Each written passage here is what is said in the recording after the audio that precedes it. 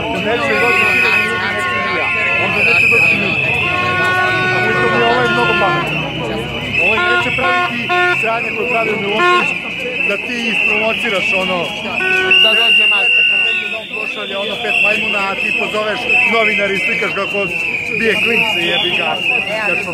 Jednu stvar, on to sada ne radi, ali ako je istina, a ne znam da li je, da je plan da se zaustri protest usluga, odnosno da se zatvore mostovi, znači on će tu da mladi, zato što ima obavezu da raščisti mostovi. Neće, veruj, neće, znači, opasno. Ja tako nešto